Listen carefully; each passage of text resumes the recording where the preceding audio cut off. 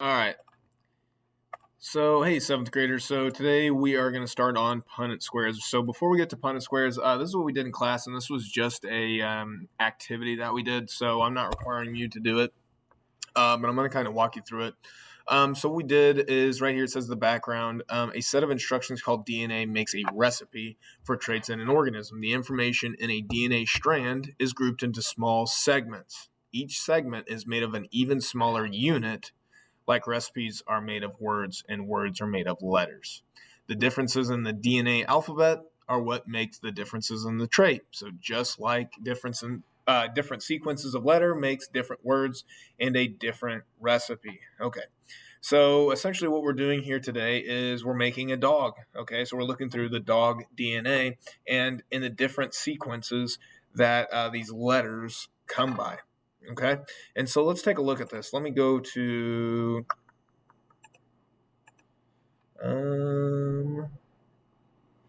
not this one. Anyways, let's take a look at this.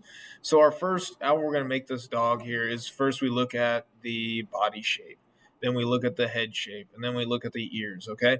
And so what do we call this? Well, the body shape, this is something that we call a trait. This is what we call a trait. And so a trait is something that our DNA encodes for. Right here, our head shape is a trait. Ears are a trait. Legs are a trait. But then we also have something that we call alleles. And if you guys already did your homework, there was a question that asked you, what's an allele? What's a dominant or recessive allele too? So an allele is a version of a trait, okay? So right here, we're looking at, here is a different allele. Here's a different allele. This is a third allele, the medium, very muscular, short, or the fourth allele right here, the fourth version of your body style, the large, semi-muscular, straight. Here, this one's a little more, it doesn't have as much wording here describing the allele, but here we're talking about the head shape. We have a long, thin head shape, or you could have a flat head, or you could have a short head, or you could have this droopy kind of head, okay? So these are all versions or variations of the trait of a head or the ears, right? Here's our trait, our ears, DNA encodes for our ears, but then what type of ear are we going to get? What version? So these are, again, these different versions of this trait. We call these alleles. And so what you're going to see down here is you're going to see these little segments here with a puzzle piece, a plus sign, a swirly, and like a sun, and then they're all in different orders, okay? And so what we did is I actually took all 8 strips that looked like these guys, okay? And so what we had here is we had 4 traits there, and we have 1, 2, 3, 4 here. So we have 8 traits in total. So that's why I gave everybody 8 strips of these, 1 for each trait, but then they put them in a bag, and then they randomly picked them out. And so one by one, they found this strip, and then they put it up here, and then they saw which one it matched. And then by pure random chance, by drawing one out randomly, this is the body type, possibly, right? If they would have pulled this strip of DNA out, this would have been the gene sequence that encodes for this specific allele. And so then they had to draw this type of body, and then they would draw another strip out again. And when they did that, maybe it matched this one right here. It had the plus sign, the puzzle piece, the sun, and then the swirly. And they're like, okay, now I need to draw a dog with a flat head, so on and so forth. And so by the end, obviously, if we look at everybody's in the class, nobody in the classroom, or there's a very, very low probability of somebody in the classroom having the same combination of these alleles, right? There's no way somebody has a small, thin, long, straight body with a flat head, also with pointy ears, also with stocky, muscular legs, also with light brown, also with a short, nubby tail, also with red-brown fur, also with straight, short hair, right? That's what it means to be genetically unique. Is you may share fur color in common, but is your hair the same, or is your tail the same, right? So it's the combination of these alleles that make you as an individual unique because of sexual reproduction, okay? And so let's move on. In short, that's what we did. So here we started talking about these Punnett squares, and you probably read about them a little bit in your reading. So what's a Punnett square? A Punnett square is literally a square. Okay.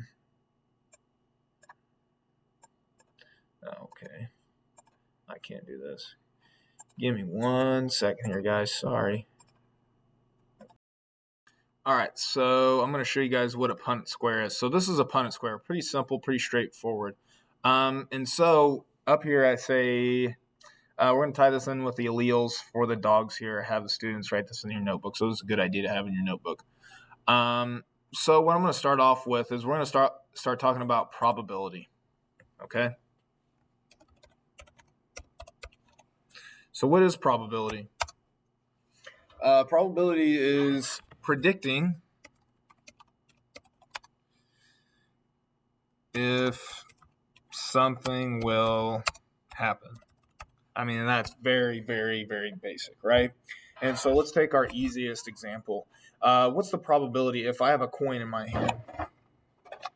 See, I have a penny, it's all I got with me. So a quarter doesn't matter, right? This only has 2 sides. So there's 2 possible sides. There's 2 possible outcomes, right? But only one of those outcomes can happen, correct? And so if I were to ask you, what's the probability that this will land on heads? The probability that a coin will land on heads is 50%. 50%. How did I come up with that? You probably might have already come up with it. You came up with, or I came up with 1/2. So 1/2 means there's only one possible or there's only one way it will happen, right? There's no way that the coin could land on heads and tails all in the same flip. No, right? Here's how many the possible outcomes we could have, but only one of those will happen. So 1 divided by 2, that gives us our 50%, right? And that's for a coin flip, and that's the simplest it really gets. So let's talk about the probability on a Punnett square. And so here's our Punnett square. Our Punnett square has actually 4 possible outcomes. So where do we get the number 4? Well, we get the number 4, so we're still talking about sexual reproduction. We're talking about meiosis as well. Okay, and so remember, what's the end product of meiosis? The end product of meiosis is 4 genetically unique cells. And so also we have, so what we're doing here is we're crossing parent 1, and then we're crossing parent 2. Okay, and so parent 1, how many sets of DNA does parent 1 have? 2, right? Parent 1 got set from their mom, and then the other set from their dad. Okay, and so let's say that when we represent traits in the Punnett square, we represent these traits in the form of letters, uppercase letters, uppercase letters, and lowercase letters. And so the uppercase letter is an allele. So remember, if you guys remember, again, an allele is a version of a trait. Where should I write this at? Oh, we'll do it over here. An allele is a version of a trait. Okay? And so what does that mean? Right here. If we have eye color, eyes are our trait, and then the version of the eyes are right here. So we have these versions, or these are the alleles. We have a brown allele, we have the light brown allele, we have the blue allele, we have the green allele for our eye colors. That's what that means. So allele is a version of that trait. So possibly, if we want to make this about eye color, let's say that maybe our dominant eye color will be brown, and our recessive eye color will be blue, okay? And the only reason why it is that way is because I just specifically came up with this example, okay? So when we do practice problems like this, it will tell you specifically in the problem, this is dominant and this is recessive. It will tell you that, okay? And so our parent here has 2 alleles, but then what does dominant mean? Dominant means that the dominant allele, which is represented by our uppercase letter here, will always mask our recessive allele. Okay, so even though we have 2 sets and this is an allele for blue eyes will always be masked by this dominant allele if the dominant allele shows up in the individual. Okay, so off to the side here, we'll note that R equals brown eyes.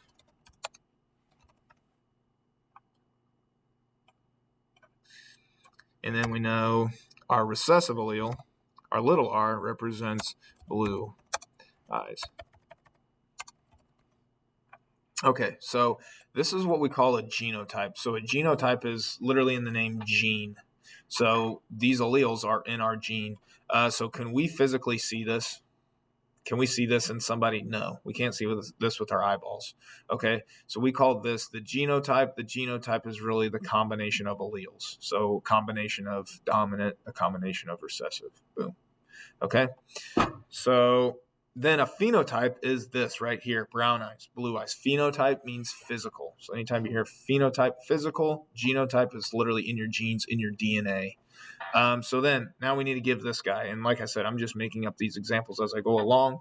Let's say that this parent number 2 is a purebred and is dominant brown eyes. That means his mother gave him the allele for brown eyes, as well as his father gave him an allele for brown eyes. Okay, and remember there's 2 because each parent gives one set of their DNA.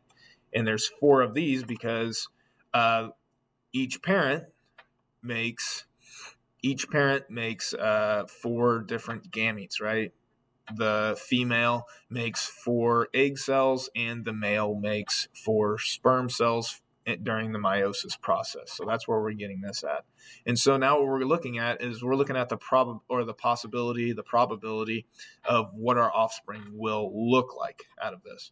And so how do we do this? Well, what happens when we fill in this guy is the parent on top, we drop these guys down like so. And so we drop our R right here. We drop this big R right here. We come over here now. We drop this R all the way down. Okay, now we come over here and we get the parent 2, and the guys on the side go to the side. So this R comes right here. This R comes right here. This R does the same thing, comes over to the side, and this big R comes over here. Okay, so now we can ask a couple questions here. I'll always ask questions, right? I'm a teacher. So what's the probability that the offspring will have brown eyes? Okay, and so we look at this. Remember, if the dominant allele ever shows up, so this box counts as one possible organism, right? This is all hypothetical. We're guessing here. So this is one organism. This is another individual. This is another individual, and this is another individual. Okay, and so we're saying here, what's the probability of our offspring to have brown eyes? Well, like I said, anytime that offspring has a dominant allele, it will display that dominant allele, and if there's a recessive allele with it, it will mask the recessive allele. So we look here, big R, big R. So we have 2 dominants, so we know that this guy, check, will have brown eyes, sorry. Big R, big R. So this guy has the same dominant we'll have. Now we have our recessive blue eyes. However, we do have our dominant allele here. So the big R covers up the recessive allele. So we will have brown eyes here. Big R, little r, again, same thing. We will cover up the recessive allele. So that means all 4 of our boxes here, or all 4 of our hypothetical offspring that could come about, there's a 100% chance, right, for what it is. We have a 4 out of 4 chance of brown eyes. Otherwise, this is drawn, we will draw it as there's a 50%, or sorry, 100%, right? 4 out of 4 offspring out of 4 hypothetical ones will have 4 brown eyes, so that's 100%. Right? And then vice versa. If I was to ask the opposite question, what's the probability of the offspring having blue eyes? It would be 0% chance, right? Let's do one more really fast here. One that's a little different here. drop this guy down here. Extend my page. Okay, so let's do another one, and let's do ears. Okay, and so we have our dominant. Let's do a different one. So a letter, it doesn't matter what letter it is as long as it's uppercase. So this is our dominant allele because it's represented by an uppercase allele or uppercase letter. So our dominant allele, let's say it has floppy ears, where the recessive allele is now represented by a lowercase letter, and this has pointy ears. All right, and so let's say parent 1 up here. Let's say parent 1 is heterozygous. So heterozygous, anytime we talk about heterozygous, hetero means different.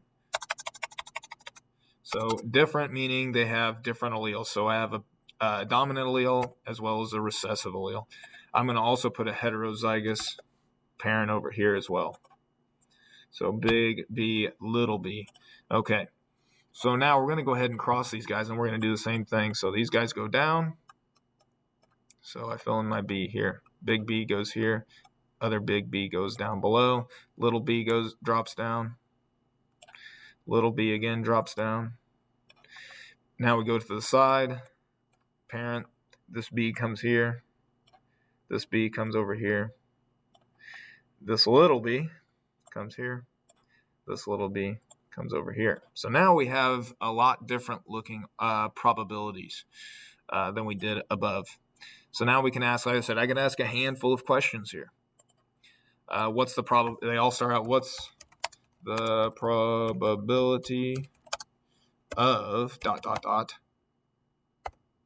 Let's see, floppy ears.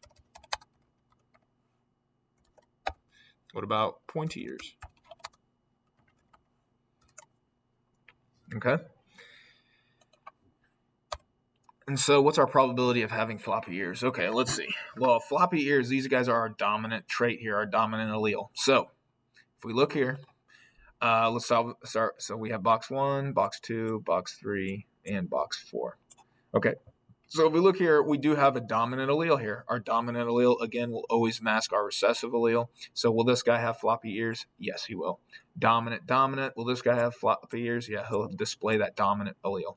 We have a recessive, but we also have a dominant allele. So this guy will dominate the recessive one, so he will have floppy ears. But we get to this guy. This is both recessive. So both parents here, parent 1 passed on the recessive allele to this offspring, and this parent also passed on their recessive allele onto this offspring. So this is our only guy so far that will have pointy ears, will display the recessive allele. And so what do we call this guy? So anytime we get the same two alleles, we call this homozygous. Okay? So this guy right here, little b is homozygous. Okay? Or we also call this purebred. So if you ever hear somebody talking about dogs or cattle, they say purebred. Well, that means that dog or that cattle only bred with the organism or with the same, like if we're talking about German Shepherd, right? If you want a purebred German Shepherd, then that German Shepherd has only, the parents of that German Shepherd have only bred with other German Shepherds. And then the parents before that, the grandparents bred with German Shepherds and their grandparents bred with German Shepherds. And there was no mutts mating in there or any other breeds like golden retrievers and labs and things like that. Where over here, we also have a homozygous purebred, right? We have big B and big B. So we'd call this homozygous. So sometimes you'll also hear it's homozygous dominant. So this guy's homozygous because he has the same two alleles. And then, but they're dominant, right? They're dominant alleles. So we call that homozygous dominant, where this guy's homozygous recessive because his alleles here are the little b. So they are recessive. Now we have something called these guys right here. This big B, little b, this combination of alleles, remember, a combination of alleles is our genotype. So this combination we call heterozygous. Hetero means different.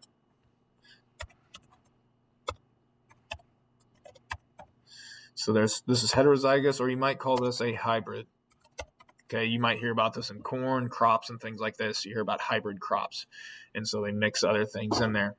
So heterozygous will only have one look, and it will always have a dominant and recessive allele. And a heterozygous, or that hybrid guy, he will always exhibit, or he will always show the dominant trait, because he will this dominant allele will always mask the recessive allele. So let's get back to our probability here.